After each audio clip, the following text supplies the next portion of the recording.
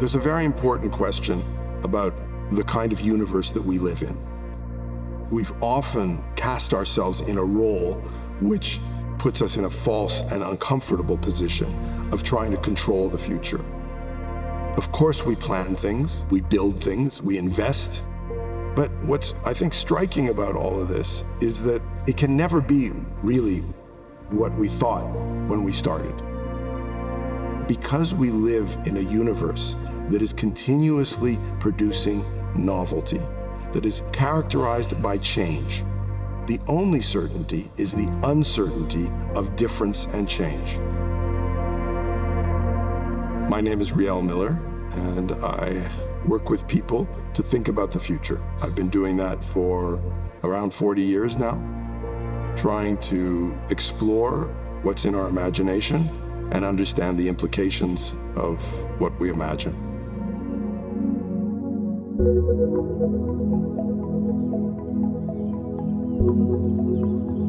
When you cross the street, there's two things happening. One is you're calculating the trajectory of the cars so that you don't get hit. So you're doing something very specific about the future. But at the same time, you're doing something that has to do with desire, because you want to get to the other side of the street, but you don't know entirely what's going to be there on the other side of the street. You think you know, you dream about what you know, and then you implement the actions. So there's this combination of probability and desirability that we experience all the time. When you cross the street, you anticipate the cars, and anticipation is the foundation for futures literacy. Futures literacy is a capability, it's a competence that's anchored in a very fundamental human characteristic. It could be compared in a way to what we do with writing on the basis of speech. When a child learns to write, the understanding that they have emerges from the fact that they talk. And they say, oh, what I say can be written down. So it's very normal to say, oh, okay, this is an augmentation of my ability to speak. So futures literacy is very similar in the sense that it builds on something very fundamental to all living organisms, including humans, which is our capacity to anticipate. Because everybody uses the future all the time, meaning we all think about the future, we all imagine. This means that we can all learn, whether you're a school child or a prime minister, about your imagination and about anticipation. One of the problems with using the past to imagine the future is that it boxes us in. It limits our ability to see because we're looking at what we already know. But since the present is full of things that we don't know, because there's full of difference and change, one of the things we need to do is open up our vision. And that has lots of benefits because all of a sudden you begin to see things you didn't see before. Opportunities, threats, and crucially, I think it allows people to see ways to live the way they think is right. Meaning, if you see more potential, more possibilities in the world around you, you can do things that correspond to your values, to your moral and ethical frameworks. The way in which we transmit and share knowledge from one generation to the next is very powerfully influenced by what we think the purpose of transferring that knowledge is about. In today's world, the dominant idea is that you should be prepared for the future. So you're going to get educated, so you'll be ready to be an engineer, ready to be an architect, ready to be a lawyer, ready to be a profession to get a job. In other words, you should predict what will be useful.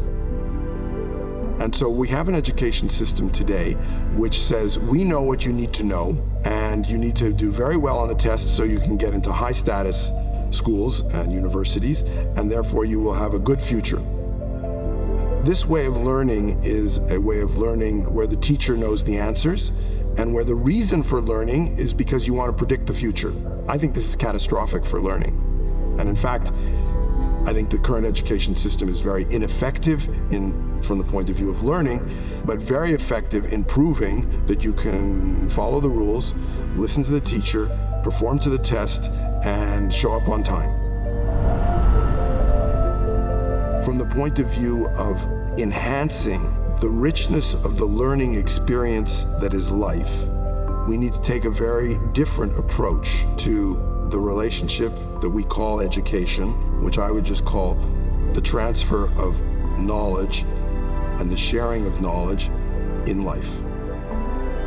Learning by doing and creating contexts where we can do experiments, fail, succeed, test things, play. Play is a fantastic way to learn because it tests the rules. It's hypothesis testing. It's a way of understanding how you can relate to the world around you. Using play and learning by doing and transferring an awareness of the openness of not knowing. I don't know, so I need to learn, rather than I know the answer, so I'm going to succeed on the test, is, I think, really a crucial change that would allow people to be more at home, more comfortable with the way life really is.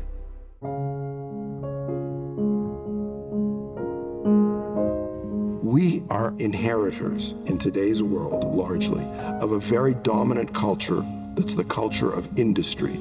Industry privileges uniformity. Industry privileges standardization. Industry privileges massification. But in the world around us, everybody's different, and each moment is different.